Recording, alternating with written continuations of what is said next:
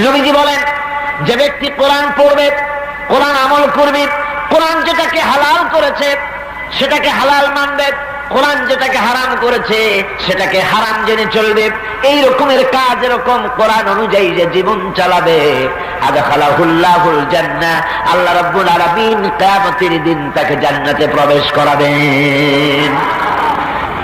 কোরআন প্রবেশ করাবেন।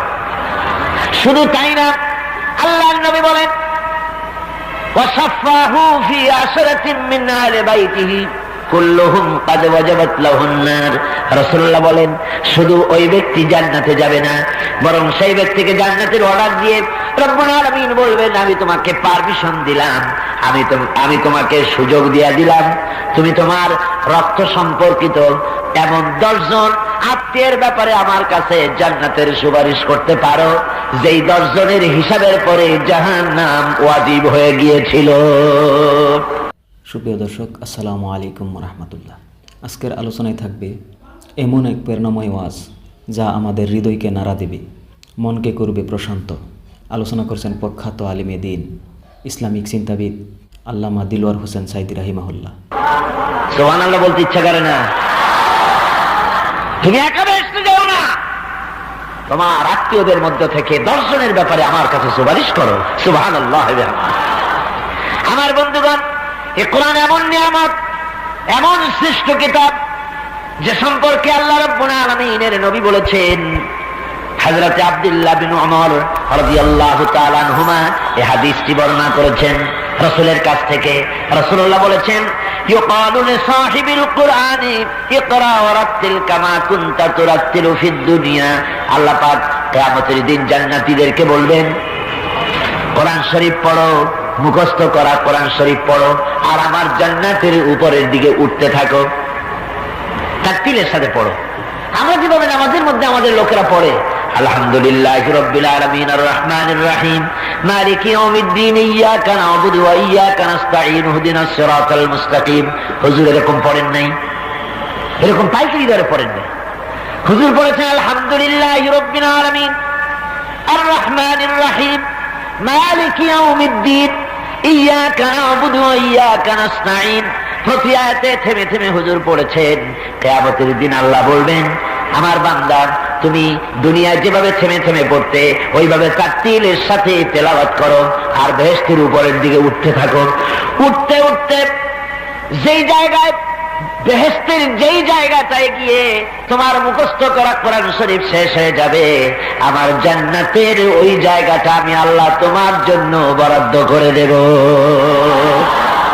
বেহেশতের ওই জায়গা তোমার।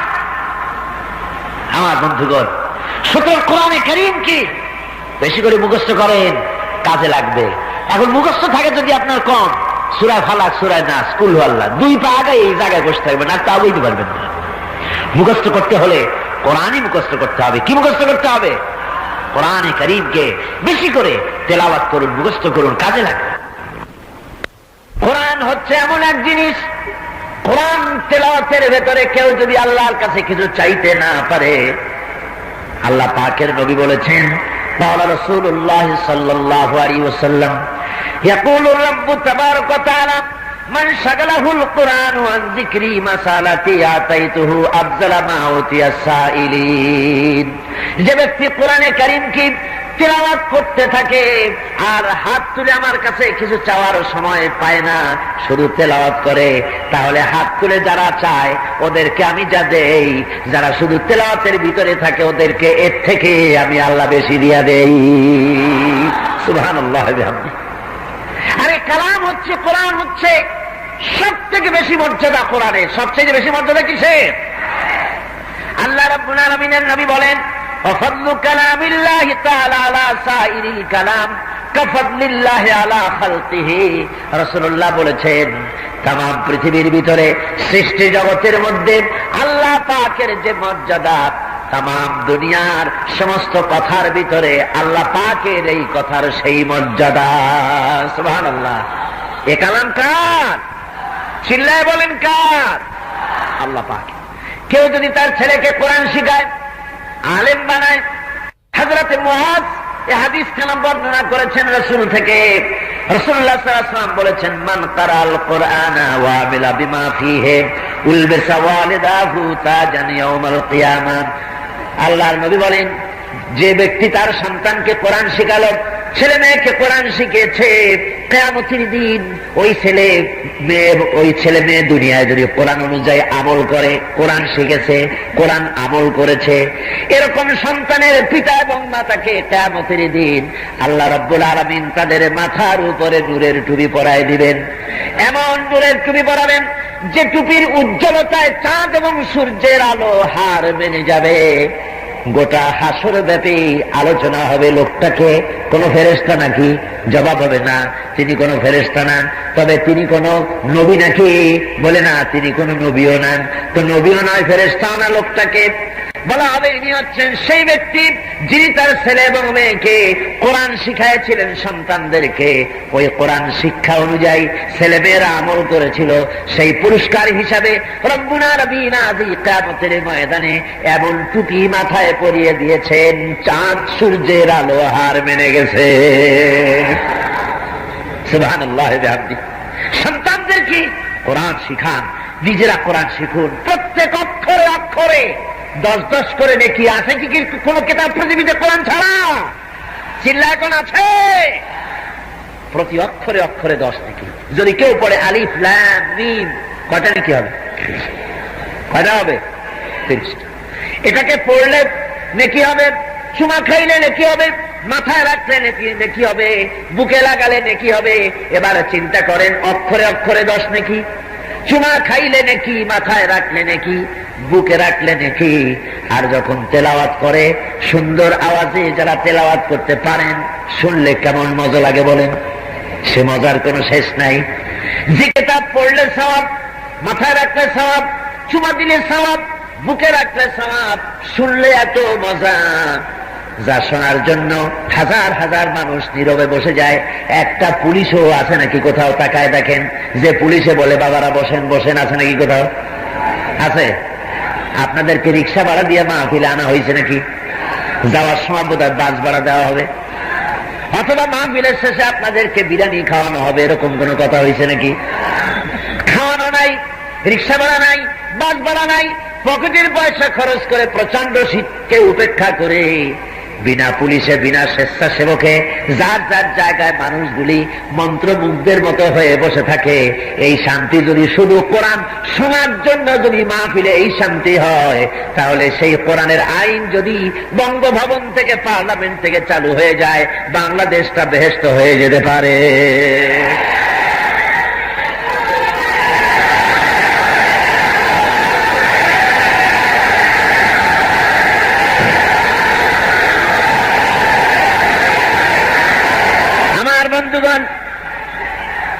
আমার বন্ধুগণ, চোখ খোলেন, কান খুলুন, প্রতারিত হওয়া থেকে মুক্ত হন, বিভ্রান্ত হবেন না। যতই খাঁটি ইসলাম, আসল ইসলাম, মদিনার ইসলাম, নবীওয়ালা ইসলাম যাই বলা হোক না কেন, আসল ইসলাম তো কোরআনের ভিতরে। কিসের মধ্যে?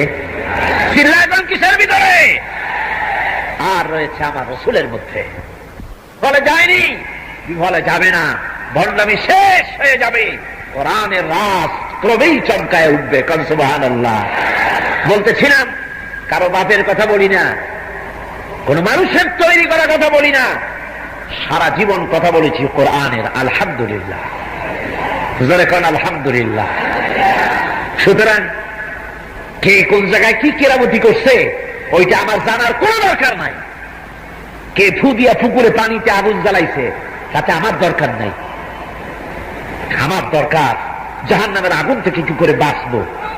আর সেই জাহান্নামের আগুন থেকে আমাকে বাঁচাবার পর পৃথিবীতে রাসূলুল্লাহ দেখাচ্ছেন, তার উপরে কেউ নাই। সুতরাং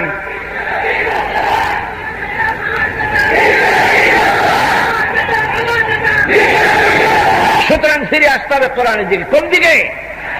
কোরআন বেশি করে মুখস্থ করেন। আল্লাহ রাব্বুল আলামিন এত সওয়াব রেখেছেন কোরআনে কারীমের ভিতরে। নবীজি বলেছেন সূরা ইখলাস ছোট্ট সূরা, আপনাদের মুখস্থ আছে কিনা?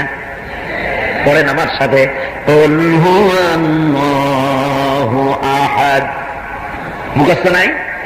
পুরুষ ছেলে পাগলের মতো গলা ছাড়িয়ে দিয়ে তিনি বলেছেন, 3 বার যদি এই সূরাটি কেউ পড়ে পুরা 1 খতম কোরআন শরীফের সওয়াব আল্লাহ মোল্লামায় লিখে দিবেন।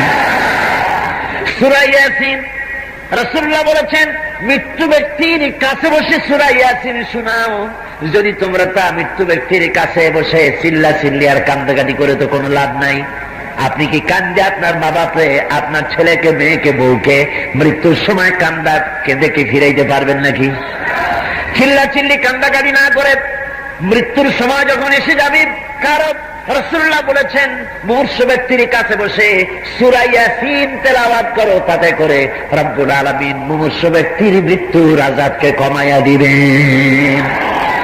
এই সূরা ইয়াসিন যদি কেউ পড়ে একবার, রাসূলুল্লাহ বলেছেন পুরা কোরআন শরীফ 10 বার খতম করার সওয়াব আল্লাহ পাক আমলনামায় লিখে দিবেন। সুবহানাল্লাহ। কিসের কি? একজনে কইল বসে বসে হু হু এরকম করো, আল্লাহ নাই, খালি হু। কত রকমের যে জিকির আবিষ্কার হয়েছে তা রাসূলুল্লাহ জানেন না। আস্তাগফিরুল্লাহিল আযীম। কোন আমি কি বানায় বলতেছি না? সত্য। এইসব বানানো জিকির করবেন না। কোন পীর, কোন সুফি যদি বলে এইরকম জিকির করো, হ্যাঁ করব, যদি দেখি রাসূলুল্লাহ এইরকম জিকির করেছেন, আমি কি কথা ঠিক বললাম? কোন পীর সাহেব বললেন সকালে সন্ধ্যায় এতবার লা ইলাহা, এতবার ইল্লাল্লাহ, এতবার আল্লাহ আল্লাহ, এইভাবে জিকির করো, আমি অবশ্যই করব। যদি রাসূলুল্লাহ তার জীবনে 1 ঘন্টা এরকম জিকির করে থাকেন বা রাসূলের সাহাবীরা যদি করে থাকেন, আমি অবশ্যই তা করব, সে পীরকে মানব। কিন্তু যদি কোনো পীর মন গড়া, তার পীরে কি কইছে, তার দাদা পীর, তার মামু পীর, তার খালু পীর, ওনারা কি কইছেন সেইটা আমার মানা রাখবে, আমার দায় থাকা পড়ে নাই কোন পীরের কথা মতো আমার জীবন পরিচালনা করব। আমার জীবন পরিচালনা করবো আল্লাহ এবং রাসূলের কথা মতো। এবং আমি বিশ্বাস করি কোন পীর, কোন সুফি ফু দিয়া আমার জীবনের ক্ষতি করতে পারে বা ভালো করতে পারে, আল্লাহর কসম আমি বিশ্বাস করি না। খাইরিহি ওয়া শাররিহি মিনাল্লাহি তাআলা। আমার ভালো আমার মন্দ সব কন্ট্রোল করেন একজন, যার নাম চিল্লায় কোন, তার নাম কি? আল্লাহ সুবহানাহু ওয়া তাআলা। কি মজার নাম আল্লাহ! এত মজার নাম আর আছে কোথাও? কি কোন আছে? আহারে কি সুন্দর নাম আল্লাহ। কোন বান্দা যদি মনের থেকে একবার যদি বলে আল্লাহ, মনের কথা আর মুখের কথা কি একরকম না? মুখের কথা আর মনের কথা এক জিনিস না। আল্লামা ইকবাল বলেছেন, দিল সে जो बात निकलती है असर रखती है, दिल से जो बात निकलती है असर रखती है, पर नहीं मगर ताकते परवाज रखती है। दिल থেকে যে কথা বেরোয় সে কথা প্রভাব বিস্তার করে, ডানা নাই কিন্তু ওড়ার ক্ষমতা রাখে। মন থেকে, অন্তরের অন্তঃস্থল থেকে, মনের গহীন কুন্দর থেকে কোন বান্দা একবার যদি বলে আল্লাহ, আল্লাহ পাক বলেন আমি বান্দাকে 70 বার সাড়া দিয়া জিজ্ঞেস করি, বান্দা কি চাও, আমি তোমার কাছে আছি। হে আল্লাহর ফিরিয়া, কোথায় যাও, কোন দিকে যাও? ফিরে আসো কোরআনের দিকে, ফিরে আসো হাদিসের দিকে, আসল পথ এটা। আপনারা আমারে স্বার্থপর বলতে পারতেন যদি বলতাম কোন সুফি, কোন পীরের কাছে যাইয়েন না, আমার এক পীর আছে সেই দিকে চলেন, অথবা আমি নিজে পীর আমার কাছে আসেন, তাহলে আপনারা আমাকে স্বার্থপর অথবা অন্য কিছু ভাবতে পারতেন। আমি তো তার জিন্দিগিতে বলি নাই, বলেছি আমার সারা জীবনে বলি নাই। আমি সারা জীবন মানুষকে ডেকেছি আল্লাহর দিকে, দোয়া করেন আমার মৃত্যু, আমার জীবনের শেষ নিঃশ্বাস পর্যন্ত যেন আমি আমার আল্লাহর প্রশংসা করতে পারি, আমি আমার রাসূলের প্রশংসা করতে পারি, এবং এই রাস্তায় জীবন যেন আমার শাহাদাতের মত আল্লাহ যেন কবুল করে নেন।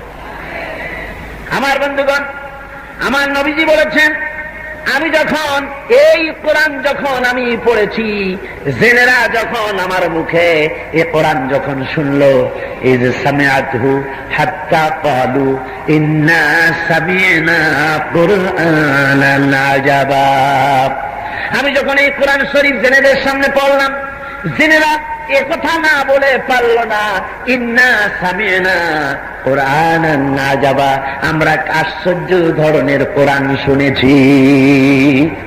কারা বলল? জেনেরা। কোন যে? যাদের বয়স 500 বছর, 1000 বছর, 1500 বছর, যারা জাবুর শুনেছে, তাওরাত শুনেছে, ইনজিল শুনেছে, সেই জেনেরা বলছে ইন্না সামি'না কুরআনান আজাবা, আশ্চর্য ধরনের কোরআন শুনেছি। এমন কোরআন শুনলাম ইয়াহদি ইলা রুশদি, কোরআন যে শুনে কোরআন তারে হেদায়েতের রাস্তা দেখায় দেয়। যদি আমলের কান দিয়া, মনের কান দিয়া যদি কোরআন শুনে, কোরআন তারে হেদায়েতের রাস্তা দেখায় দেয়। ফামান্না বিহি, কোরআন শুনলাম আর আমরা কোরআনের প্রতি ঈমান আনলাম।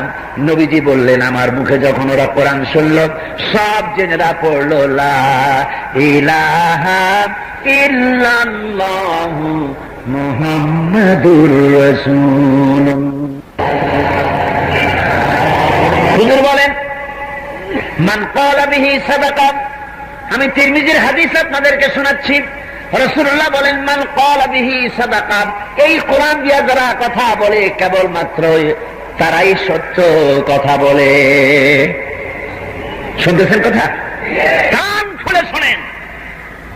মান ক্বালা বিহি সাদাকা, এই কোরআন দিয়া যারা কথা বলে তারাই সত্য কথা বলে। কিসসা কাহিনী, গালগপ্প নয়, আমদানির কোন হুজুর কেবলা কিরামতি নয়। এই কোরআন থেকে যারা কথা বলে তারাই সত্য কথা বলে। সুবহানাল্লাহ। কারণ এই কোরআন আসছে কার কাছ থেকে?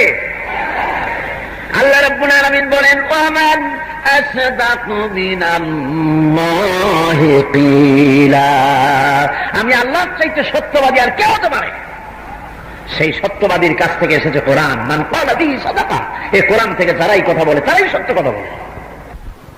ওয়ামান আমিলা বিহি উজরা, আর এই কোরআন থেকে যারা আমল করে তাদেরকে পুরস্কৃত করা হয়, দুনিয়ায় পুরস্কার দেওয়া হয়, আখিরাতে জাহান্নাম থেকে মুক্তি দেওয়া হয়। ওমান হাকামা বিহি আদালা, আর কোরআন থেকে যারা বিচার ফয়সালা করে তারাই কেবল জাস্টিস কায়েম করে, সুবিচার কায়েম করে। জোরে বলেন সুবহানাল্লাহ। কোরআনের বিচার হলো আসল বিচার। কোরআনের বিচার কি বিচার? আসল বিচার, ন্যায় বিচার, সুষ্ঠু বিচার, আসল বিচার কোরআন এর কাছে। যেহেতু মানুষ তৈরি করেছেন যিনি, তিনি জানেন মানুষের অপরাধ প্রবণতা, আর সেই অপরাধ প্রবণতা দূর করার জন্য শাস্তিটা কেমন হওয়া উচিত তা স্রষ্টাই ভালো জানেন, তার থেকে কেউ ভালো জানতে পারে না। এক পিতার একটা সন্তান আছে, ছেলে আছে, মেয়েও আছে। মেয়ে সুন্দরী, ছেলেও স্বাস্থ্যবান যুবক। বাপ তো মনেই করতে পারে এই মেয়েটা আর এক বাড়ি দেব, শাশুড়ির গাল মন্দ শুনবে, পয়সাও খরচ করা হবে, তার থেকে আমার ছেলের কাছে মেয়ে দিলি তো হয়। নিজের ছেলের কাছে নিজের মেয়ে বিয়ে দেওয়া যাবে না, এটা কিসের ব্যাপার? ফতোয়ার ব্যাপার, ফতোয়ার ব্যাপার। গরুর গোশত খাই, দাম অনেক বেশি। কুত্তা তো রাস্তায় রাস্তায় পাওয়া যায়, শুয়ার তো পাওয়া যায়, তে খাই না কেন? কেন খাই না কোন? তো ফতোয়ার কারণে। ফতোয়া যদি না থাকতো, আপনারা যারা ফতোয়ার বিরুদ্ধে রায় দিয়েছেন আপনারা বাস্তাদ হতেন, মুসলমান থাকতেন না। ফতোয়ার কারণেই মুসলমান আমরা আছি এবং থাকবো। ফতোয়া দিয়া কোর্ট নিয়ন্ত্রণ হবে না, বরং কোর্ট দিয়া ফতোয়া নিয়ন্ত্রণ করা যাবে না, ফতোয়া দিয়েই কোর্ট নিয়ন্ত্রিত হবে ইনশাআল্লাহ। কারণ ফতোয়া আল্লাহর। ফতোয়া কার? জোরে বলেন কার? এই ফতোয়া কোনো চেয়ারম্যান দিতে পারবে না, শুনে রাখুন। কোন চেয়ারম্যান ফতোয়া দিতে পারবে না, কোন মুন্সি মৌলবী ফতোয়া দিতে পারবে না। ফতোয়া দিতে পারবে যারা মুফতি, যাদের নামের আগে আছে, তারাই দিবে ফতোয়া। কাজী গ্রামে গঞ্জে কে কোন ফতোয়া দিল আর তাই দিয়ে আপনারা এজ এ হোল ফতোয়া বন্ধ করে দিবেন, এই পাগলামি করা চলবে না। আপনারা ফতোয়া বন্ধ করেছেন, মাদ্রাসা বন্ধ করেছেন, আলেম পিটাইছেন, মসজিদ না বানাইয়া মূর্তি বানাইছেন। আমি নারায়ণগঞ্জে ঢোকার সময় দেখলাম একটা থানা না কিসের সামনে কত যে মূর্তির কল্লা বানানো হয়েছে। নাউজুবিল্লাহ, বলেন নাউজুবিল্লাহ। কোন মুসলমানে পারে মূর্তি বানাইতে? হিন্দুরা তাদের, শুনুন ভালো করে, হিন্দুরা, বৌদ্ধরা, খ্রিস্টানেরা তারা তাদের উপাসনালয় একটা নয়, একটার জায়গায় 1000 মূর্তি বানাবে, আমাদের কোনো আপত্তি নেই। কিন্তু 13 কোটি মুসলমানের দেশে মুসলমানদের রিভিনিউ নিয়ে, মুসলমানদের বুকের উপরে, রাজধানী শহরের উপরে, শহরে নগরে মূর্তি বানানো, গভর্নমেন্টের টাকা দিয়ে মূর্তি বানানো যাবে না, যাবে না। সমস্ত মূর্তি ভেঙে ফেলা হবে। শুধু পূজার জন্য সাংবাদিক ভাইদের বলছি, উল্টোপাল্টা লিখবেন না, যে মূর্তি সব ভেঙে ফেলাবে। ভালো করে লিখবেন, সমস্ত পূজার জন্য, অমুসলিমদের ইবাদতের জন্য যত খুশি মূর্তি বানাক, ইসলামের কোনো আপত্তি নাই। আপত্তি হলো আমার পয়সা নিয়ে, আমার ট্যাক্স নিয়ে, রেভিনিউ নিয়ে আমার বুকের উপরে মূর্তি বানাবেন, সহ্য করা হবে না। নবী করিম সাল্লাল্লাহু আলাইহি ওয়াসাল্লামকে প্রশ্ন করা হয়েছে, লিমা বুইস্তা, কেন পৃথিবীতে প্রেরিত হয়েছেন, কেন আপনাকে পাঠানো হয়েছে? হুজুর বলেছেন, বুইস্তু লিকাসরিল আসনাম, পৃথিবীতে এসেছি মূর্তি ধ্বংস করার জন্য। বিশ্বকবি আল্লামা ইকবাল বলছেন, বুত সেকন উঠে গয়ে বাকি জু রহে বুতগর হ্যায়, বুত সেকন উঠ গয়ে বাকি জু রহে বুতগর হ্যায়, থা বেরাহিম পেদার और পেসার আজার হ্যায়। যারা মূর্তি বিনাশ করত তারা দুনিয়া থেকে বিদায় হয়ে গেছে। আগে আজরের মূর্তি নির্মাণকারী, আজরের ঘরে মূর্তি ভঙ্গকারী, বিনাশকারী ইব্রাহিমের পয়দা হতো, আর এখন মূর্তি ধ্বংসকারী ইব্রাহিমের ঘরে মূর্তি প্রস্তুতকারীরা তৈরি হচ্ছে। নাউজুবিল্লাহ বলবেন না? নাউজুবিল্লাহিল জালিম। মূর্তির সাথে মুসলমানদের কোন সম্পর্ক নাই। কিসের ভাস্কর্য? মূর্তি তৈরি করবে অন্য জাতিরা, তাদের খুশি মূর্তি যত খুশি বানাতে পারে, মুসলমানদের সাথে মূর্তির কোনো সম্পর্ক হইতে পারে না। এই সরকার যদি অন্যায় করে, আমার সম্পর্কে আপনাদের জানা আছে, আমি কারো চাকরি করি না, আমি যেমন বাইরে বলি, সরকার যদি অন্যায় করে ভিতরে ঝড় তুলে দেবো ইনশাআল্লাহ, ছেড়ে দেবো না। পার্লামেন্টের ভেতরে সর্বপ্রথম ঢুকে দেখছিলাম মানুষ রুকু দেয়। আমার পাশে মান্নান সাহেব ছিলেন, বিমানমন্ত্রী বিএনপির আগে। আমি তার বললাম, মান্নান ভাই, মানুষেরা রুকু দেয় কেন? কয় রুকু দেয় না, এগুলি হচ্ছে এই পার্লামেন্টের নিয়ম হলো এরকম, আপনি তো বোঝেন না, নতুন আসছেন। আমি বললাম, তা ঠিক, আমি বুঝি না, কিন্তু এইরকম রুকু দেবে কেন? কয় যে পার্লামেন্টের বইয়ের মধ্যে রুলস অফ প্রসিডিওরে লেখা আছে, আর্টিকেল নম্বর 263, ওখানে লেখা আছে। আমি উনি খুলে আমারে দেখাইলেন, দেখেছি সত্যিই লেখা আছে যে এখানে ঢুকতে হলে, এখানে ঢোকা প্রবেশকালীন এবং বহির্গমনকালীন উভয় অবস্থায় স্পিকারকে সম্মান জানাবার জন্য মাথা নিচু করিতে হইবে, মাথা ঝুঁকাইয়া সম্মান প্রদর্শন করিতে হইবে। আমার ঈমান আমাকে বাধা দিল। আমি সময় নিলাম এবং আমি পার্লামেন্টে বক্তব্য রাখলাম, প্রায় 12-14 মিনিট বক্তব্য রেখেছি এই বিষয়ের উপরে। বলেছি, স্পিকার সাহেব, আপনি মুসলমান, আমরাও মুসলমান, আপনি আমাদের সালাম দিবেন, আমরা সালামের জবাব দেবো, আমরা বেশি, আপনি একা, অথবা আমরা সালাম দিব, আপনি সালামের জবাব দিবেন। আর অন্যান্য জাতির সংসদ সদস্যরা তাদের ধর্মের রীতিনীতি অনুযায়ী যেমন খুশি তেমন করবেন, কিন্তু মাথা নত করা চলবে না। মাথা নত করবে মানুষ কেবলমাত্র আল্লাহ রাব্বুল আলামিনের সামনে, এমনকি পয়গম্বরের সামনে মাথা নিচু করা জায়েজ নাই, হারাম। পীর, ওলি, বুজুর্গ, মা, বাবা, কারোর সামনে মাথা নিচু করা যাবে না। এই মাথা কেবলমাত্র নত হবে কার কাছে? একজন কবি বললেন, আমার মাথা নত করে দাও তোমার চরণ ধুলার তরে। একজন মুশরিক কবি, তিনি বললেন, তিনি শিরকে বিশ্বাস করেন, তাই তিনি বলেছেন, আমার মাথা নত করে দাও তোমার চরণ ধুলার তরে। কিন্তু তাওহীদবাদী কবি, জাতীয় কবি কাজী নজরুল গর্জে উঠলেন, বলবীর, বড় অন্যতম শির, এ শির নিহারিরত শির, ওই শিখর হিমাদ্রি। আমার মাথা কারো চরণ ধুলার তরে নত হয় না, আমার মাথা উঠতে থাকে, আকাশ বাতাস ইথার ফুড়ে, 7 আকাশ ফুড়ে আমার মাথা গিয়ে ঠেকে আরশের সাথে। নত যদি হয় আরশের মালিকের সামনে হয়, কোনো মানুষের সামনে হয় না। এটাই হচ্ছে ইসলামের আইডিয়া, এটাই থিম, এটাই ইসলাম বুঝায়। পার্লামেন্টে বক্তব্য রাখার পর ইন্না শিরকা লাযুলমুন আযীম কোরআন হাদিস দিয়ে বলেছি, স্পিকার সাহেব অন্যান্য সময় প্রায় প্রধানমন্ত্রীর চোখের দিকে তাকায় দেখেন কোন দিকে রুলিং দিবেন, কি করবেন না করবেন, ওদিকে কিছু একটু আকার ইঙ্গিতে কিছু পেতে চান। সেদিন আমি লক্ষ্য করেছি সারাক্ষণ আমার দিকে তাকানো ছিলেন। বললেন, মাওলানা সাহেব, আপনি আজকে যে বক্তব্য রেখেছেন, আপনার বক্তব্যের সাথে আমি একমত হয়ে গেলাম। আল্লাহর মেহেরবানি, পার্লামেন্টে শিরক কমে গেছে, আলহামদুলিল্লাহ বললাম। 2-4 জন এখনো করে নাকি আমি দেখি নাই, যদি কেউ করে আল্লাহ তাকে মাফ করুন, এই বদভ্যাস আল্লাহ পরিত্যাগ করার তৌফিক দান করুন, বলেন আমিন। আবার আরেকজন পার্লামেন্ট সদস্য মারা গেলেন, স্পিকার সাহেব বললেন আসুন আমাদের একজন সংসদ সদস্য মারা গেছে, তার রুহের মাগফিরাতের জন্য আমরা 1 মিনিট দাঁড়ায় থাকি।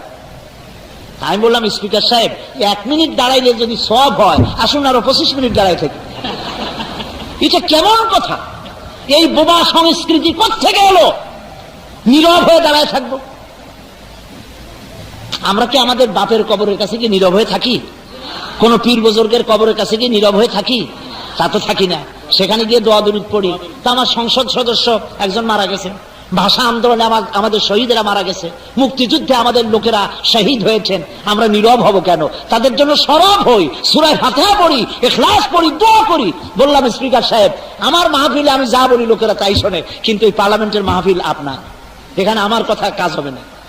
আমার মাহফিল হলে আমি দোয়া দরুদ পড়তে বলতাম, আপনি ইচ্ছা করলে লোকদেরকে সূরা ফাতিহা সূরা ইখলাস পড়তে বলতে পারেন। স্পিকার সাহেব বললেন আপনারা সকলে সূরা ফাতিহা ইখলাস পড়েন। পরিবর্তন আনার জায়গা পার্লামেন্ট।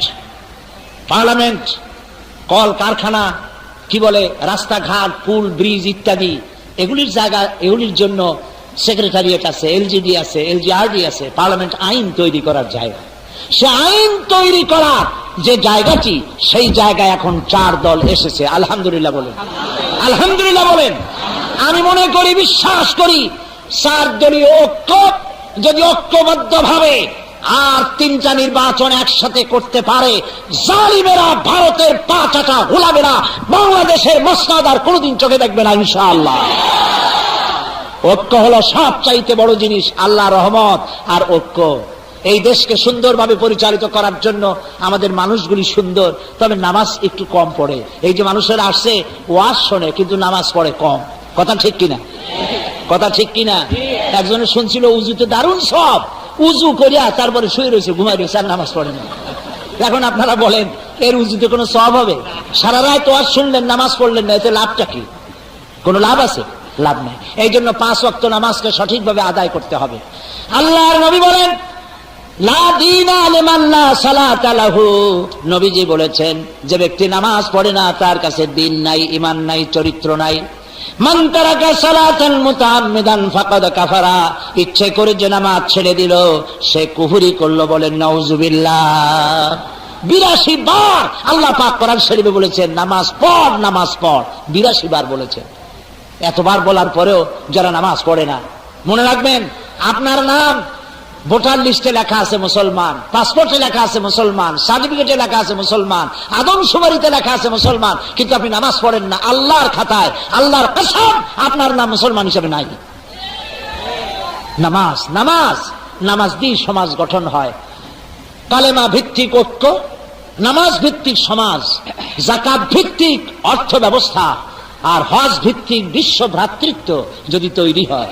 আবার বলি, নামাজ ভিত্তিক, কলেমা ভিত্তিক ঐক্য, কলেমা ভিত্তিক ঐক্য, নামাজ ভিত্তিক সমাজ, যাকাত ভিত্তিক অর্থনীতি, আর হজ ভিত্তিক বিশ্ব ভ্রাতৃত্ব যদি আমরা তৈরি করতে পারি, সারা দুনিয়ার নেতৃত্ব মুসলমানদের পায়ের উপরে চুমো খাবে, ইনশাআল্লাহ। বলি, বলেন ইনশাআল্লাহ। সবাই ঐক্যবদ্ধ থাকুন, সন্ত্রাসীদেরকে ধরিয়ে দিন, সন্ত্রাসীদেরকে পুলিশে সোপর্দ করুন, গোপন করবেন না। যেই হোক সন্ত্রাসী, আমি তো আমার এলাকায় এসপিডিসি কে বলেছি সন্ত্রাসী গ্রেফতার করার পর যদি তাকে কেউ তদবির করে ছাড়াইতে আসে তারেও গ্রেফতার করো।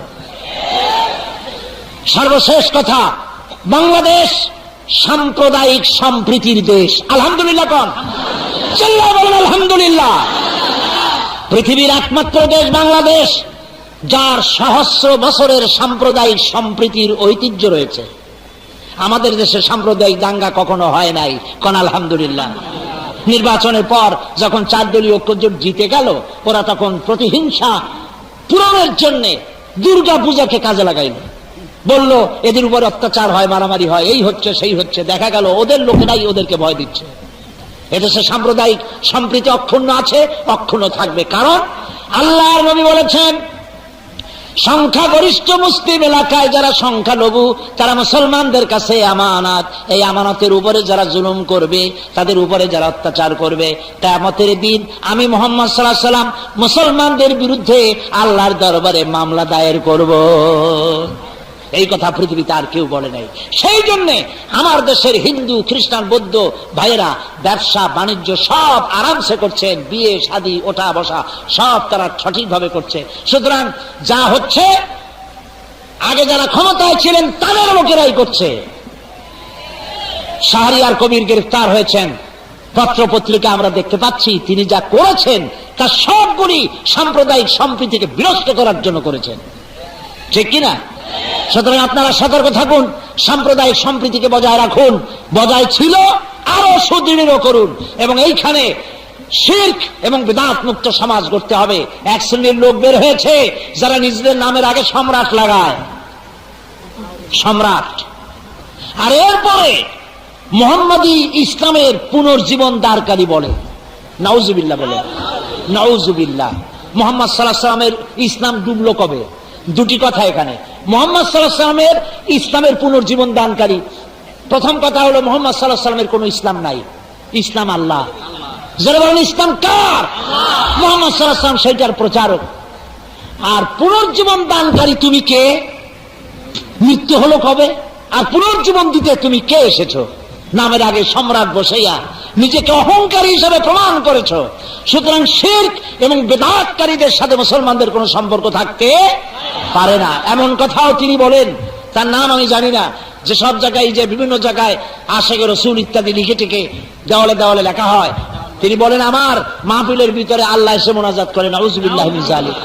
আল্লাহ মোনাজাত করে কার কাছে? নাউজুবিল্লাহ বলে। বাড়ির নাম রাখছে বাবে রহমত, যে বাড়ির মধ্যে তিনি তার পরিবারের লোকেরা পেশাব করে পায়খানা করে, ওই বাড়ির নাম বাবে রহমত। নাউজুবিল্লাহ। সুতরাং শিরক এবং বিদআতপন্থীদের সাথে মুসলমানদের কোনো সম্পর্ক থাকতে পারে না। হকপন্থী আলেম ওলামাদের সাথে থাকুন, হকপন্থী আলেম ওলামাদের সাথে থাকুন, ইসলামী আন্দোলনের সাথে থাকুন। আল্লাহ পাক সকলকে তৌফিক দিন, জোরে বলেন আমিন। নামাজ জীবনে আর ছাড়বো না, এই ওয়াদা কি করা যাবে? এই নারায়ণগঞ্জ বছরের পর বছর তাফসীর করা হয়েছে, আলহামদুলিল্লাহ বলেন। আমাকে আপনারা দেখেছেন, তাফসীর করেছি। জনাব আলহাজ মহিউদ্দিন সাহেব এখন আছেন, মোল্লা খবির উদ্দিন সাহেব, আরো অনেকে আছেন, আমি সকলের নাম তো মুখস্থ নাই, সব আমার কাছে বসা, এই সামনেই তারা বসে আছেন। ওনাদের নেতৃত্বে কোরআন শরীফের তাফসীরে মাহফিল হয়েছে, কত হিন্দু মুসলমান হয়েছে, কত বেপর্দা নারী পর্দা গ্রহণ করেছে, বছরের পর বছর মাহফিল চলেছে, এত মানুষ হয়েছে, চিলড্রেন পার্কের সেই বিশাল ওয়াল গেট ভাঙ্গে পড়ে গিয়েছে। শহীদ প্রেসিডেন্ট জিয়াউর রহমান সাহেব এই নারায়ণগঞ্জ তাফসীর মাহফিল আমার পাশে বসে আমার তাফসীর শুনেছে, মনে আছে না আপনাদের? আল্লাহ তাকে বেহেশত নসিব করুন, বলেন আমিন। এই সেই নারায়ণগঞ্জ, এই নারায়ণগঞ্জে তাফসীর বন্ধ করা হয়েছে, আমাকে ঢুকতে দেওয়া হয় নাই। নারায়ণগঞ্জের বাইরে বিরাট সাইনবোর্ড লাগানো হয়েছে, অমুক অমুক নিষিদ্ধ। যারা লিখছে আল্লাহ তাদের এখন নিষিদ্ধ করে দিছে, ঠিক কিনা গণ? তিলকাল আইয়ামু নুদাবিলুহা বাইনান নাস। এইভাবেই আল্লাহ পাক ইতিহাসের ঘূর্ণায়মান চক্রের আবর্তনে কখনো চাকা উপরে আসে, কখনো উপরের চাকা নিচে চলে যায়। আল্লাহর সাথে, কোরআনের সাথে, আলেমদের সাথে যারা বেয়াদবি করে আল্লাহ পাক তাদেরকে শাস্তি দিতে সক্ষম না, তিনি দুর্বল? সক্ষম কিনা বলুন? আরে ভাই, নমরুদ, হামান, সাদ্দাত, ইরানের শাহানশাহ, রেজা শাহ পাহলভীর মতো মানুষ আল্লাহ পাক পথের ভিখারি বানায় দিয়েছে। হাতি ঘোড়া গেল তল, ছাগলে কয় কতজন। সুতরাং আল্লাহ পাককে ভয় করুন, নামাজ পড়ুন ঠিক মতো। বেশ্যাবৃত্তি নারায়ণগঞ্জের যথেষ্ট বদনাম ছিল, তাও উঠে গেছে, উঠে গেছে না? আলহামদুলিল্লাহ।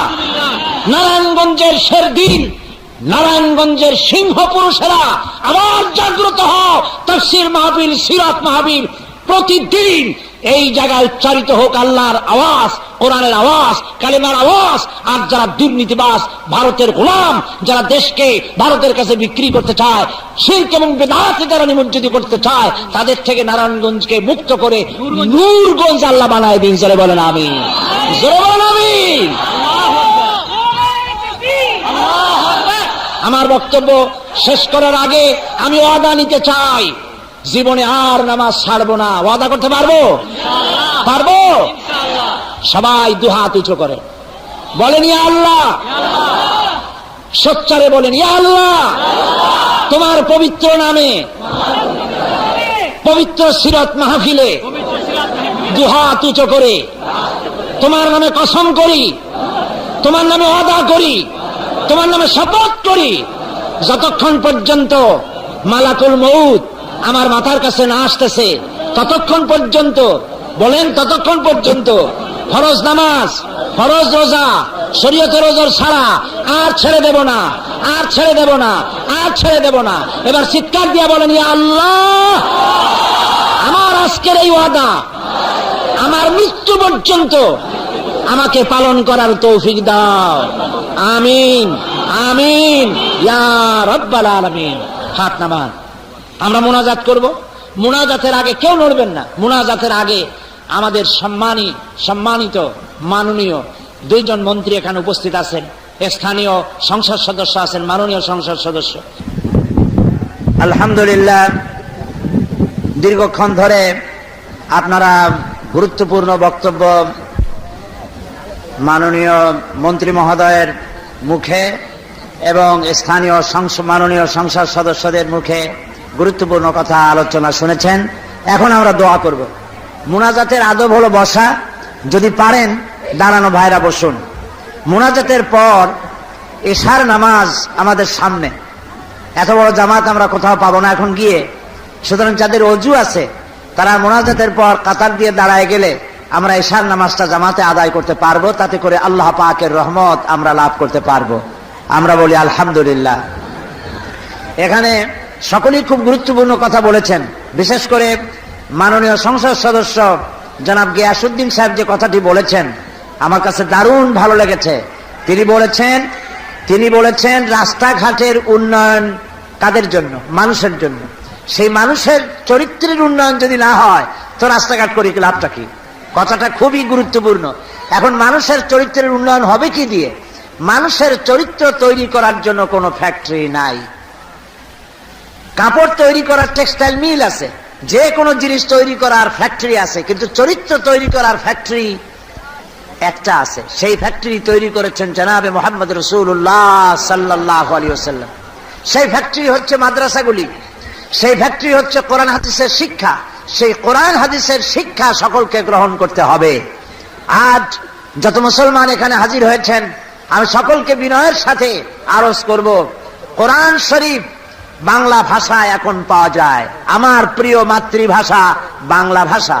এই ভাষায় বাংলায় কোরআন শরীফের তাফসীর হয়েছে তাফহিমুল কোরআন, তাফসীর হয়েছে ফি জিলালিল কোরআন, তাফসীর হয়েছে মারিফুল কোরআন, তাফসীরে আশরাফি, অনেক তাফসীর বাংলা ভাষায় পাওয়া যায়। আপনারা মেহেরবানি করে কোরআন শরীফের তাফসীর কিনবেন। নবী করিম সাল্লাল্লাহু আলাইহি ওয়াসাল্লামের প্রত্যেকটি হাদিস হীরকখণ্ড তুল্য। একটা হাদিস যদি এক পাল্লা রাখা হয়, সারা দুনিয়া যদি এক পাল্লা রাখা হয়, একটা হাদিসের সমতুল্য হবে না। নবী করিম সাল্লাল্লাহু আলাইহি ওয়াসাল্লামের অসংখ্য হাদিস বাংলা ভাষায় ছাপা হয়েছে, ইসলামের সাহিত্য ছাপা হয়েছে, ইসলামের সাহিত্যের সম্ভার ছেড়ে দেওয়া হয়েছে।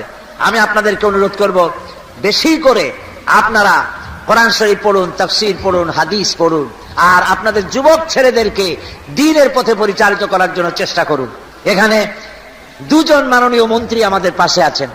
একজন পাওয়ারফুল মন্ত্রী, বস্ত্রমন্ত্রী জনাব আব্দুল মতিন চৌধুরী সাহেব, আরো একজন সম্মানিত প্রতিমন্ত্রী জনাব অধ্যাপক রিজাউল করিম সাহেব। ওনারা সেইখানে কথা বলতে পারেন যেখানে আমি পারি না বলতে, সেখানে উনি বলতে পারেন। আমি পার্লামেন্ট পর্যন্ত যেতে পারি, ওনারা এর থেকে উঁচু জায়গায় যেতে পারেন। আমি পার্লামেন্টে তুলবো, ওনাদেরকে অনুরোধ করব যুবকদের চরিত্রকে ভালো বানাবার জন্য অশ্লীল ছায়াছবি, অশ্লীল চিত্র তুলে দিতে হবে। এখনো দেওয়ালে দেওয়ালে এমন সব সিনেমার পোস্টার টানানো যা কোনো বাবা তার মেয়েকে রিকশায় করে যাওয়ার সময় এই দৃশ্য চোখে পড়লে পরে বাপের চক্ষু বন্ধ হয়ে যায়। সুতরাং আওয়ামী লীগ ক্ষমতায় থাকার আমলে সেন্সরশিপ কি একটা অভিনয় আইন, অভিনয় নিয়ন্ত্রণ আইন, এই অভিনয় নিয়ন্ত্রণ আইনকে তারা তুলে ফেলে দিয়েছিল, যার কারণে যেমন খুশি তেমন অভিনয় করে সেগুলির ছবি ছাপিয়ে দেওয়া হয়, পোস্টার করে দেওয়ালে দেওয়ালে।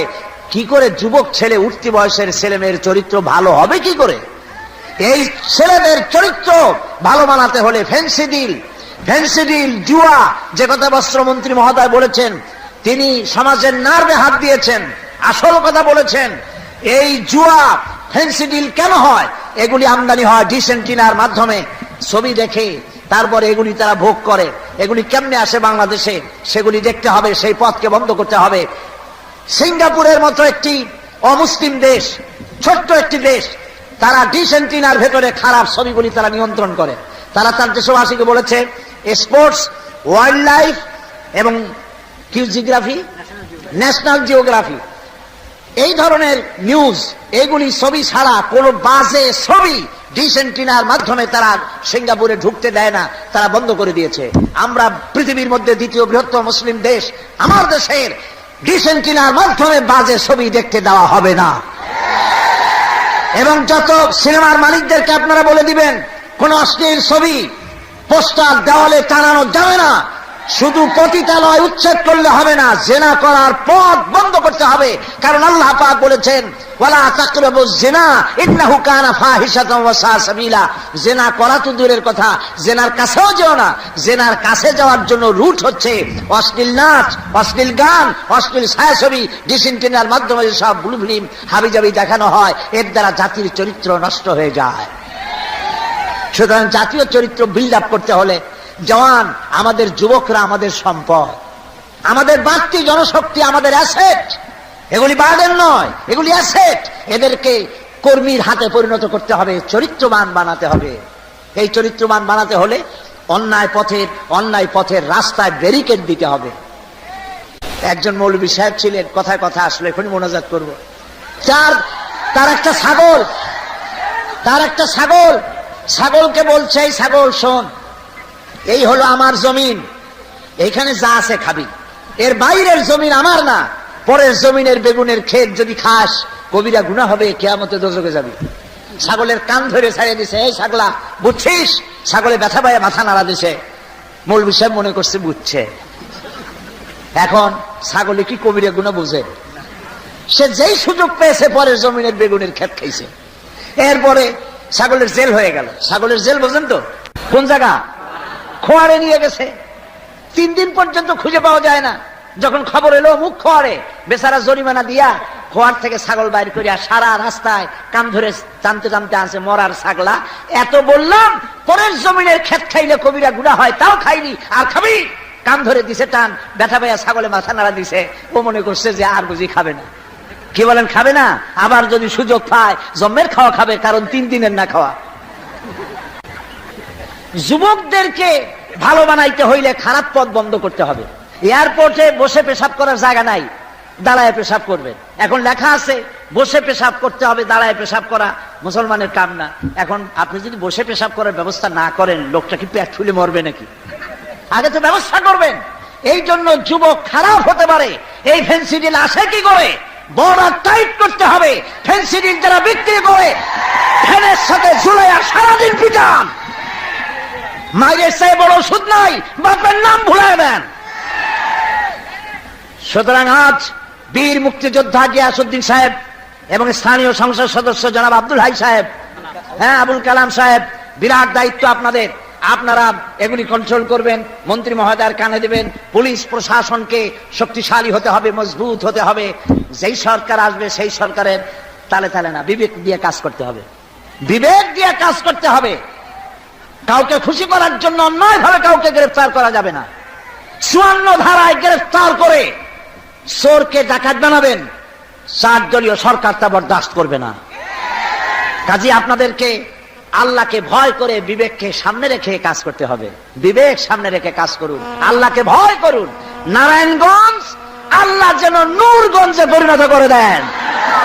এখানকার জুয়া, ফেন্সিডিল, বেশ্যাবৃত্তি সব দূর হয়ে গিয়ে এখানে যেন ভাইয়েরা মাথায় টুপি দিয়ে দিনের বেলায় রাত্রির বেলায় হাঁটতে পারে, মাহফিল করতে পারে। মা বোনেরা গভীর রাত্রে চলে যাবে, কারো যেন মনের মধ্যে কোনো চিন্তা দ্বিধা দ্বন্দ্ব না থাকে। নারায়ণগঞ্জকে নূরগঞ্জ বানায়া এইভাবে প্রমাণ করতে হবে। বাংলাদেশে আদর্শ জেলায় যেন এটাকে আল্লাহ পাক পরিণত করে দেন। বাংলাদেশের জন্য মডেল হয়ে যায় নারায়ণগঞ্জ। আল্লাহ যেন তৌফিক দান করেন। সবাই বলেন আমিন। যারা ব্যবসা করেন নামাজ পড়ে পড়ে কপালে তো দাগ ফেলাইলে হবে না। যারা ব্যবসা করেন ওজনে কম দিবেন না, খাদ্যে ভেজাল দিবেন না, মিথ্যা কথা বলবেন না, কবিরা গুনার কাছে যাবেন না। সবাই ভালো থাকুন, আল্লাহ পাক রহমত করবেন। আমার সুজলা সুফলা শস্য শ্যামলা সোনার বাংলাদেশ, সৌদি আরবের মতো বালু আর বালু, পাহাড় আর পাহাড়, সেই দেশের মানুষ যদি খাইয়া খাইয়া পেটটারে 2টা তরমুজের মতো বানাইতে পারে, আমার দেশের মানুষ না খাই মরবে কেন? কেন মরবে? আল্লাহ ওদের ভালোবাসে আর আমাদের কি শত্রু মনে করে? না, আল্লাহ পাক বলেছেন ওয়ালাউ আন্না হালাল কুরআমানু ওয়াত্তাকাউ লাফাতাহনা আলাইহিম বারাকাতিম মিনাস সামাই ওয়াল আরদ। দেশের লোকেরা, জনপদের লোকেরা যদি 2টা কাজ করে, আমার উপর ঈমান যদি আনে আর আমাকে ভয় করার নীতি যদি অবলম্বন করে চলে, সেই দেশের মানুষের জন্য আকাশ আর জমিনের সব বরকতের দরজা আমি আল্লাহ খুলে দেব। আল্লাহ পাক বরকতের দরজা বাংলাদেশের জন্য খুলে দেবেন। মন্ত্রীরা বক্তৃতা করতেছেন, ইসলামের কথা বলতেছেন, আলহামদুলিল্লাহ কবেন না? জোরে বলেন আলহামদুলিল্লাহ। তারা কোরআনের কথা বলছেন, হাদিসের কথা বলছেন, আলহামদুলিল্লাহ। দেশের ভাগ্য খুলে গিয়েছে যখন দেশের প্রধানমন্ত্রী, রাষ্ট্রপ্রধান এবং মন্ত্রী পরিষদ তারা যখন ইসলামের কথা বলেন, আল্লাহর কথা বলেন। আমি মৌলানা মানুষ, মৌলবী মানুষ, আমার কথার চাইতে ওনাদের কথার গুরুত্ব বেশি হয়ে যায়। পাওয়ার নবী করিম সাল্লাল্লাহু আলাইহি সাল্লাম মক্কি জীবনে 13 বছর বসে আল্লাহর ঘরের মধ্য দিয়া একটা মূর্তিকেও 1 ইঞ্চি সরাইতে পারেন নাই। কথা ঠিক কিনা? কিন্তু মদিনায় আসলেন, রাষ্ট্রপতি হলেন, ইসলামী রাষ্ট্র হাতে এলো, মক্কা দখল করলেন, একখানা লাঠি হাতে ছিল, আল্লাহর ঘরের মধ্যে প্রবেশ করে মূর্তিগুলির মাথায় আঘাত হানলেন। কুল জাল হক ওয়া যাহাকাল বাতিল ইন্নাল বাতিলা কানা যাহুকা। লাঠি মেরে মূর্তিগুলি আসর মেরে ভেঙে চুরমার করে দেওয়া হলো। আল্লাহর ঘরের মধ্যে মূর্তি নবী করিম সাল্লাল্লাহু আলাইহি ওয়াসাল্লাম বরদাস্ত করেননি। সুতরাং এটার নাম পাওয়ার। এখন পাওয়ার এসেছে, দিনদার, ইমানদার, ইসলামকে ভালোবাসে, আল্লাহকে ভালোবাসে, দেশকে ভালোবাসে এমন মুসলমানদের হাতে ক্ষমতা এসেছে। আলহামদুলিল্লাহ বলেন। আল্লাহ যেন আমাদের সকলের প্রতি রহম করেন। আমরা নামাজ পড়বো, এখানে মুনাজাত করে বিদায় হব। আল্লাহুম্মা আমিন। রব্বানা যালামনা আনফুসানা ওয়া ইন লাম তাগফির লানা ওয়া তারহামনা লানাকুনান্না মিনাল খাসিরিন। সবাই পড়েন রব্বানা যালামনা আনফুসানা ওয়া ইন লাম তাগফির লানা ওয়া তারহামনা লানাকুনান্না মিনাল খাসিরিন। আয় আল্লাহ তাআলা, লক্ষ লক্ষ জনতা আমরা গুনাহ বোঝা মাথায় নিয়ে তোমার দরবারে হাত তুলেছি। দীর্ঘক্ষণ কোরআন হাদিসের কথা যা আলোচনা করেছি, সওয়াবটুকুন জনাবে মুহাম্মদ রাসূলুল্লাহ সাল্লাল্লাহু আলাইহি সাল্লামের রূহ মুবারকে পৌঁছায় দাও। তাম পৃথিবীর মাটির নিচে যত মুমিন মুমিনাত শুয়ে আছে আল্লাহ তাদের আরওয়ার পরে সওয়াব পৌঁছায় দাও। রব্বুল আলামিন, আমাদের মধ্য থেকে আমাদের মা বাপ যাদের দুনিয়া থেকে বিদায় হয়ে গেল, আল্লাহ পাক কবরগুলিকে জান্নাতের টুকরা বানায়া দাও। রব্বির হামহুমা কামা রব্বায়ানি সগীরা। সবাই পড়েন রব্বির হামহুমা কামা রব্বায়ানি সগীরা। আয় আল্লাহ তাআলা, দেশ স্বাধীনের পর থেকে নিয়ে প্রতি বছর এই নারায়ণগঞ্জে কত তাফসীর হয়েছে, ওয়াজ মাহফিল হয়েছে। আমি তোমার গোলাম বছরের পর বছর ধরে কোরআনের তাফসীর এই ময়দানে করেছি। মাঝখান থেকে কতগুলি বছর চলে গেল, কোরআনের কথা বলতে এই এলাকার মানুষেরা সাহস পায় নাই। আয় আল্লাহ তাআলা, সেই দিন থেকে নিয়ে এই পর্যন্ত যত নারায়ণগঞ্জের মুরব্বীরা আমাদের সাথে কাজ করেছিলেন, কোরআনের তাফসীরের মাহফিল আয়োজন করেছিলেন, তাদের মধ্য থেকে আজ যারা বেঁচে নাই, আল্লাহ তাদেরকে জান্নাত নসিব করে দিও। রব্বুল আলামিন, তামাম পৃথিবীতে মুসলমানেরা বড় বিপদে আছে, আল্লাহ মুসলমানদের প্রতি রহমত নাজিল করো। আফগানের মুজাহিদ মুসলমান, আফগানের অসহায় মুসলমানগুলি যারা জুলমের শিকার হয়েছে, আল্লাহ তুমি তাদের উপর রহমত নাজিল করো। আল্লাহ কাশ্মীরের স্বাধীনতাকামী মুসলমানদেরকে মুক্ত করে দাও। চেচনিয়া, বসনিয়া, আলজেরিয়ার মুসলমানদের প্রতি রহম করো। প্যালেস্টাইনকে ইহুদিদের হাত থেকে আল্লাহ মুক্ত করে দাও।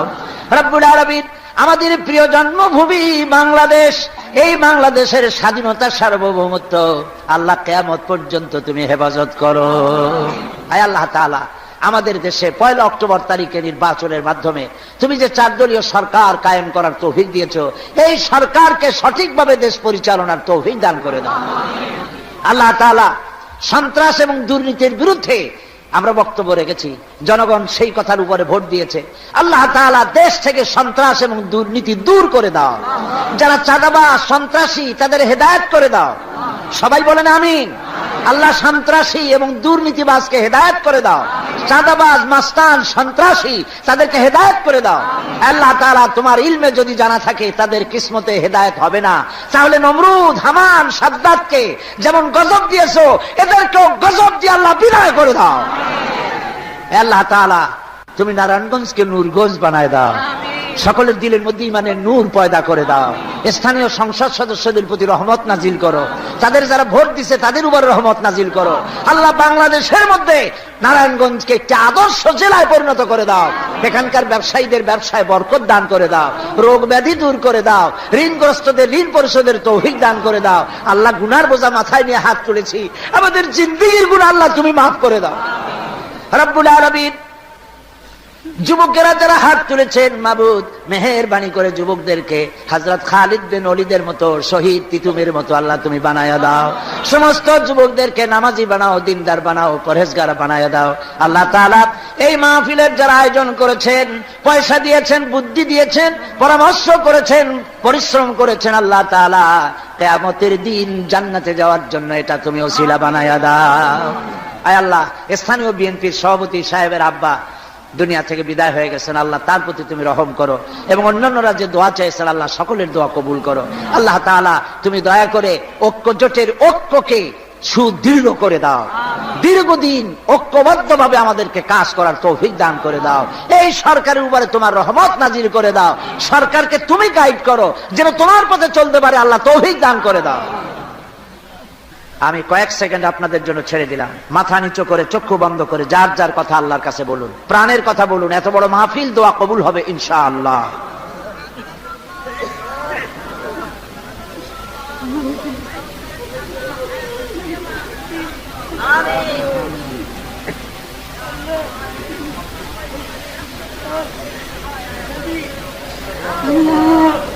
আপনারা জনাব মহিউদ্দিন সাহেবের জন্য দোয়া করুন। দীর্ঘদিন তিনি মক্কা শরীফে থেকেছেন, তিনি যেন এখন এইখানে থেকে ইসলামের খেদমত করতে পারেন, আল্লাহ তৌফিক দান করে দিন।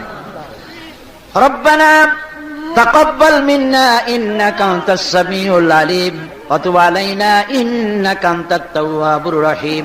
সুবহানা রাব্বিকা রাব্বিল ইজ্জাতি আম্মা ইয়াসিফুন ওয়া সালামুন আলাল মুরসালিন ওয়ালহামদুলিল্লাহি রাব্বিল আলামিন। ওয়াজআল আখিরা কালিমাতানা ইনদাল মাউত লা ইলাহা ইল্লাল্লাহু মুহাম্মাদুর রাসূলুল্লাহ। অন্ধকার বাড়তেছে, আর আল্লাহ রাব্বুল আলামিন বলতেছেন আমি এই কোরআন অবতীর্ণ করেছি এই কারণে যাতে করে অন্ধকার থেকে মানুষগুলিকে আলোর দিকে নিয়ে আসা যায়, সেই জন্য কোরআন আমি নাজিল করেছি। আমার ভাইয়েরা, এই কোরআন যারা আমল করবে তাদের সম্পর্কে রাসূলুল্লাহ বলেছেন, মান ক্বারাআল কুরআনা ফাস্তাজহারাহু ফাহাল্লা হালালাহু ওয়া হাররামা হারামাহু আদখালাহুল্লাহুল জান্নাহ। নবীজি বলেন, যে ব্যক্তি কোরআন পড়বে, কোরআন আমল করবে, কোরআন যেটাকে হালাল করেছে সেটাকে হালাল মানবে, কোরআন যেটাকে হারাম করেছে সেটাকে হারাম জেনে চলবে, এই রকমের কাজ এরকম কোরআন অনুযায়ী যে জীবন চালাবে, আদখালাহুল্লাহুল জান্নাহ, আল্লাহ রাব্বুল আলামিন কিয়ামতের দিন তাকে জান্নাতে প্রবেশ করাবেন। কোথায় প্রবেশ করাবেন? শুধু তাই না, আল্লাহর নবী বলেন, ওয়াসাফাহু ফি আশরাতিন মিন আহলি বাইতিহি কুল্লুহুম কাদ ওয়াজাবাত লাহুন নার। রাসূলুল্লাহ বলেন, শুধু ওই ব্যক্তি জান্নাতে যাবে না, বরং সেই ব্যক্তিকে জান্নাতের অর্ডার দিয়ে রব্বুল আলামিন বলবেন, আমি তোমাকে পারমিশন দিলাম, আমি তোমাকে সুযোগ দিয়া দিলাম, তুমি তোমার রক্ত সম্পর্কিত এমন 10 জন আত্মীয়ের ব্যাপারে আমার কাছে জান্নাতের সুপারিশ করতে পারো, যেই 10 জনের হিসাবের পরে জাহান্নাম ওয়াজিব হয়ে গিয়েছিল। সুবহানাল্লাহ বলতে ইচ্ছা করে না? তুমি একা বেহেশতে যাও না, তোমার আত্মীয়দের মধ্য থেকে 10 জনের ব্যাপারে আমার কাছে সুপারিশ করো। সুবহানাল্লাহ। আমার বন্ধুগণ, এই কোরআন এমন নিয়ামত, এমন শ্রেষ্ঠ কিতাব যে সম্পর্কে আল্লাহ রাব্বুল আলামিনের নবী বলেছেন। হযরত আব্দুল্লাহ বিন ওমর রাদিয়াল্লাহু তাআলা আনহুমা এই হাদিসটি বর্ণনা করেছেন রাসূলের কাছ থেকে। রাসূলুল্লাহ বলেছেন, ইউকালু লিসাহিবিল কুরআনি ইকরা ওয়ারাতিল কামা কুনতা তুরাতিলু ফিদ দুনিয়া। আল্লাহ পাক কিয়ামতের দিন জান্নাতীদেরকে বলবেন, কোরআন শরীফ পড়ো, মুখস্থ করা কোরআন শরীফ পড়ো, আর আমার জান্নাতের উপরের দিকে উঠতে থাকো। তাকতিলের সাথে পড়ো। আমরা যেভাবে নামাজের মধ্যে আমাদের লোকেরা পড়ে, আলহামদুলিল্লাহি রাব্বিল আলামিন আর রহমানির রহিম মালিকি ইয়াউমিদ্দিন ইয়্যাকা না'বুদু ওয়া ইয়্যাকা নাস্তাঈন ইহদিনাস সিরাতাল মুস্তাকিম। হুজুর এরকম পড়েন নাই? এরকম পাইকারি দরে পড়েন নাই? হুজুর বলেছেন আলহামদুলিল্লাহি রাব্বিল আলামিন আর রহমানির রহিম মালিকি ইয়াউমিদ্দিন ইয়্যাকা না'বুদু ওয়া ইয়্যাকা নাস্তাঈন। প্রতি আয়াতে থেমে থেমে হুজুর পড়েছেন, কিয়ামতের দিন আল্লাহ বলবেন, আমার বান্দা তুমি দুনিয়ায় যেভাবে থেমে থেমে পড়তে ওইভাবে তারতিলের সাথে তেলাওয়াত করো, আর বেহেশতের উপরের দিকে উঠতে থাকো। উঠতে উঠতে যেই জায়গায়, বেহেশতের যেই জায়গাটায় গিয়ে তোমার মুখস্থ করা কোরআন শরীফ শেষ হয়ে যাবে, আমার জান্নাতের ওই জায়গাটা আমি আল্লাহ তোমার জন্য বরাদ্দ করে দেব। বেহেশতের ওই জায়গা তোমার। আমার বন্ধুগণ, সুতরাং কোরআনে কারীম কি বেশি করে মুখস্থ করেন, কাজে লাগবে। এখন মুখস্থ থাকে যদি আপনার কম, সূরা ফালাক, সূরা নাস, কুল হুয়াল্লাহ, 2 পা আগে এই জায়গায় বসে থাকবেন, আর তাও বলতে পারবেন না। মুখস্থ করতে হলে কোরআনই মুখস্থ করতে হবে। কি মুখস্থ করতে হবে? কোরআনে কারীমকে বেশি করে তেলাওয়াত করুন, মুখস্থ করুন, কাজে লাগবে। কোরআন হচ্ছে এমন এক জিনিস, কোরআন তেলাওয়াতের ভেতরে কেউ যদি আল্লাহর কাছে কিছু চাইতে না পারে, আল্লাহ পাকের নবী বলেছেন, قال رسول الله صلى الله عليه وسلم يقول الرب تبارك وتعالى من شغله القرآن عن ذكري مسالتي آتيته أفضل ما أوتي السائلين। যে ব্যক্তি কোরআনে কারীম কি তিলাওয়াত করতে থাকে আর হাত তুলে আমার কাছে কিছু চাওয়ার সময় পায় না, শুধু তেলাওয়াত করে, তাহলে হাত তুলে যারা চায় ওদেরকে আমি যা দেই, যারা শুধু তেলাওয়াতের ভিতরে থাকে ওদেরকে এর থেকে আমি আল্লাহ বেশি দিয়া দেই। সুবহানাল্লাহ। আরে কালাম হচ্ছে, কোরআন হচ্ছে সব থেকে বেশি মর্যাদা। কোরআনে সবচেয়ে বেশি মর্যাদা কিসের? আল্লাহ রাব্বুল আলামিনের নবী বলেন, وفضل كلام الله تعالى على سائر الكلام كفضل الله على خلقه।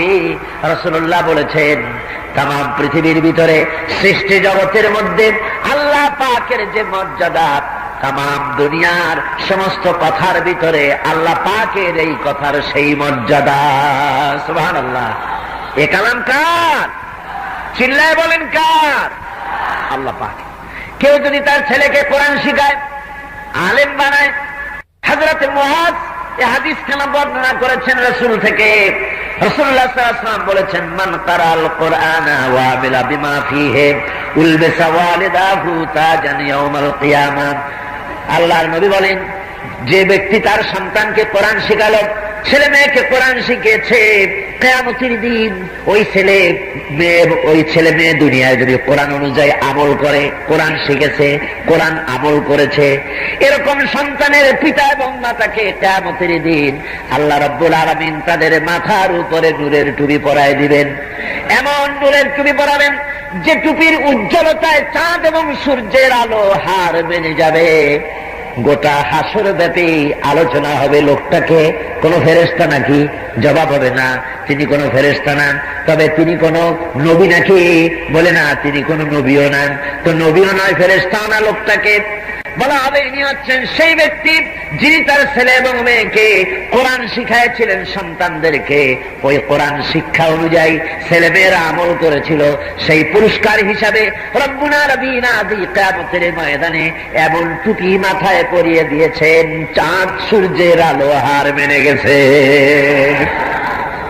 সুবহানাল্লাহ। সন্তানদের কি কোরআন শিখান, নিজেরা কোরআন শিখুন, প্রত্যেক অক্ষরে অক্ষরে 10-10 করে নেকি আছে। কি কোন কিতাব পৃথিবীতে কোরআন ছাড়া? চিল্লা এখন আছে? প্রতি অক্ষরে অক্ষরে 10 নেকি। যদি কেউ পড়ে আলিফ লাম মিম, কয়টা নেকি হবে? কয়টা হবে? 30টা। এটাকে পড়লে নেকি হবে, চুমা খাইলে নেকি হবে, মাথায় রাখলে নেকি হবে, বুকে লাগালে নেকি হবে। এবার চিন্তা করেন, অক্ষরে অক্ষরে 10 নেকি, চুমা খাইলে নেকি, মাথায় রাখলে নেকি, বুকে রাখলে নেকি। আর যখন তেলাওয়াত করে সুন্দর আওয়াজে, যারা তেলাওয়াত করতে পারেন, শুনলে কেমন মজা লাগে বলেন? সে মজার কোনো শেষ নাই। যে কিতাব পড়লে সওয়াব, মাথায় রাখলে সওয়াব, চুমা দিলে সওয়াব, বুকে রাখলে সওয়াব, শুনলে এত মজা, যা শোনার জন্য হাজার হাজার মানুষ নীরবে বসে যায়। একটা পুলিশও আছে নাকি কোথাও? তাকায় দেখেন, যে পুলিশে বলে বাবারা বসেন বসেন, আছে নাকি কোথাও? আছে? আপনাদেরকে রিক্সা ভাড়া দিয়ে মাহফিলে আনা হয়েছে নাকি? যাওয়ার সময় বোধহয় বাস ভাড়া দেওয়া হবে, অথবা মাহফিলের শেষে আপনাদেরকে বিরিয়ানি খাওয়ানো হবে, এরকম কোনো কথা হয়েছে নাকি?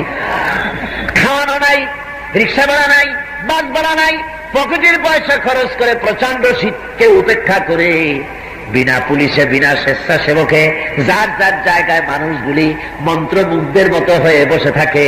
এই শান্তি যদি শুধু কোরআন শোনার জন্য যদি মাহফিলে এই শান্তি হয়, তাহলে সেই কোরআনের আইন যদি বঙ্গভবন থেকে পার্লামেন্ট থেকে চালু হয়ে যায়, বাংলাদেশটা বেহেশত হয়ে যেতে পারে।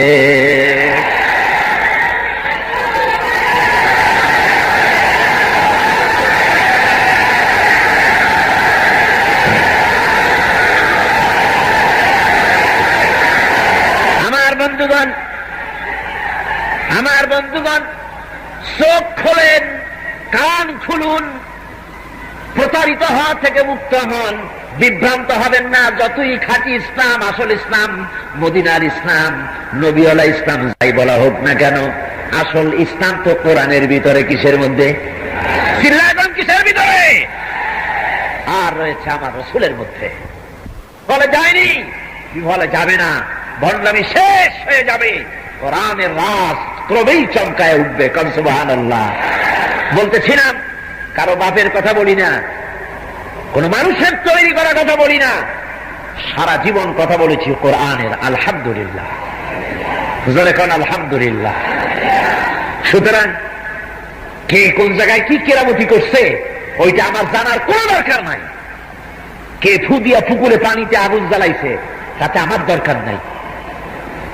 আমার দরকার জাহান্নামের আগুন থেকে কি করে বাঁচবো। আর সেই জাহান্নামের আগুন থেকে আমাকে বাঁচাবার পর পৃথিবীতে রাসূলুল্লাহ দেখিয়েছেন, তার উপরে কেউ নাই। সুতরাং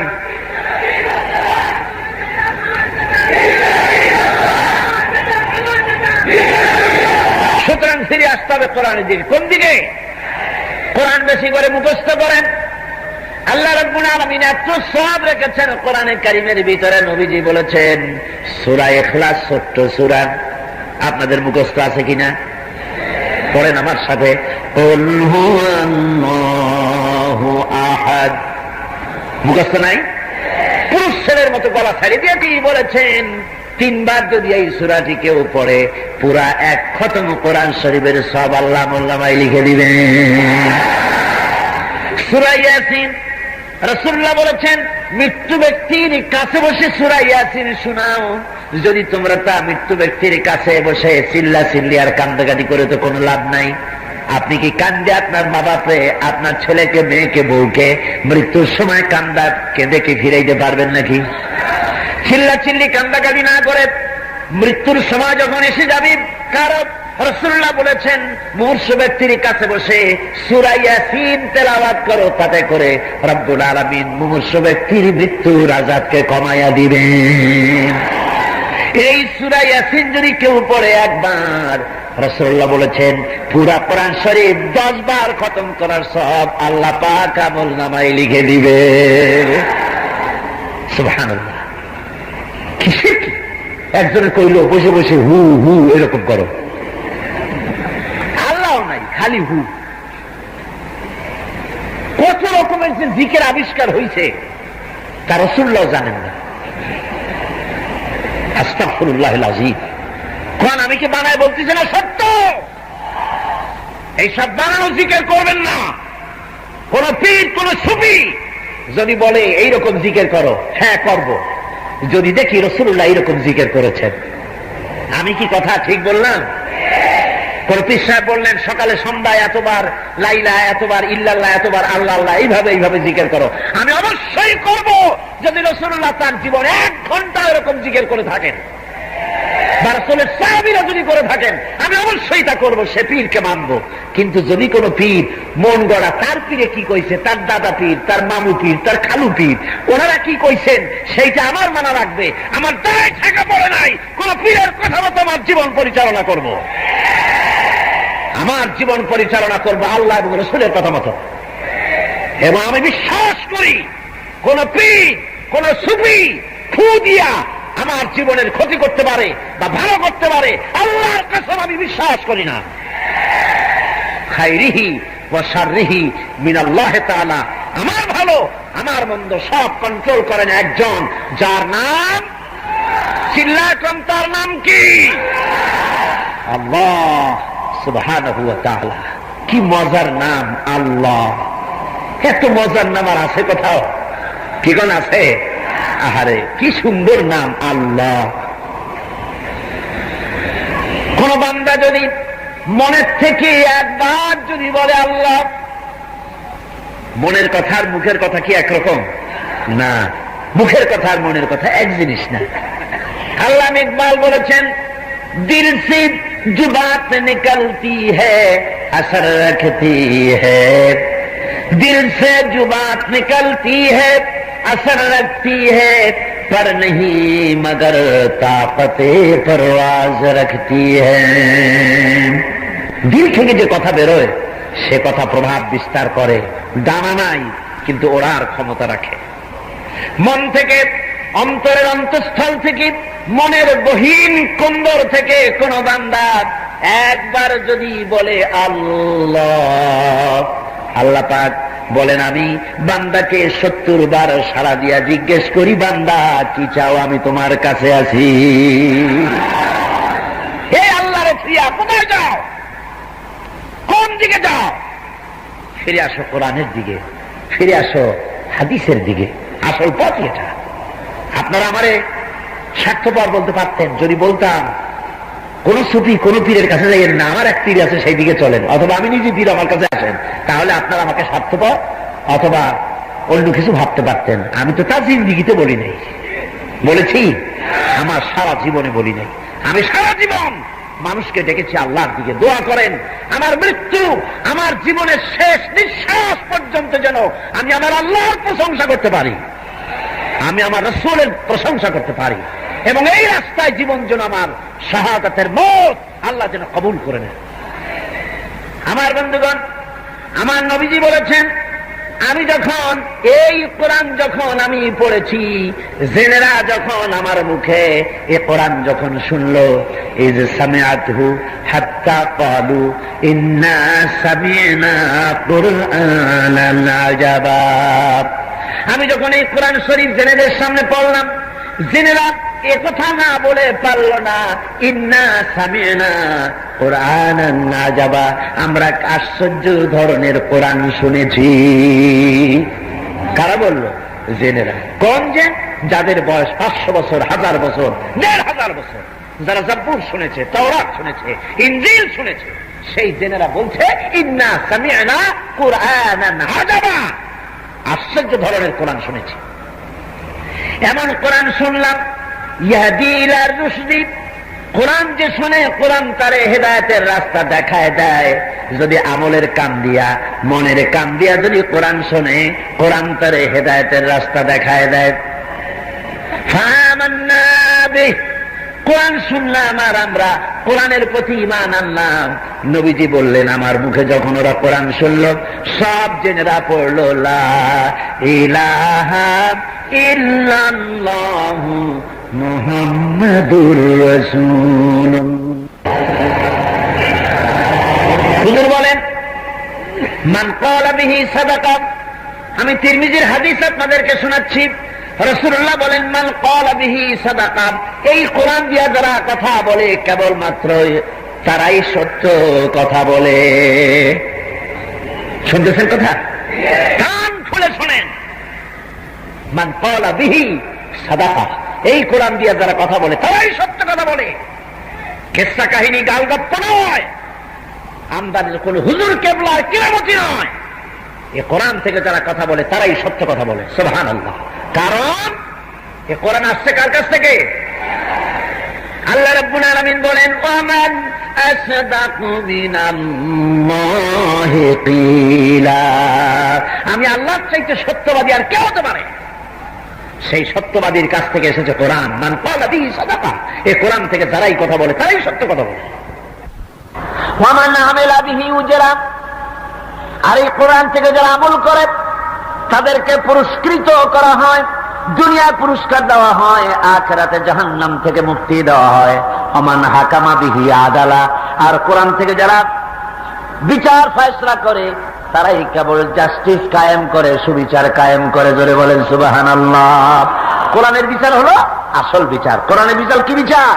আসল বিচার, ন্যায় বিচার, সুষ্ঠু বিচার, আসল বিচার কোরআন এর কাছে। যেহেতু মানুষ তৈরি করেছেন যিনি, তিনি জানেন মানুষের অপরাধ প্রবণতা, আর সেই অপরাধ প্রবণতা দূর করার জন্য শাস্তিটা কেমন হওয়া উচিত তা স্রষ্টাই ভালো জানেন, তার থেকে কেউ ভালো জানতে পারে না। প্রিয় দর্শকবৃন্দ, আজকের আলোচনাটি এখানেই শেষ করলাম। আশা করি আপনাদের হৃদয়ে স্পর্শ করেছে এই ওয়াজটি। নিয়মিত এমন আলোচনা পেতে আমাদের সাথেই থাকুন। আল্লাহ হাফেজ। আসসালামু আলাইকুম ওয়া রাহমাতুল্লাহ।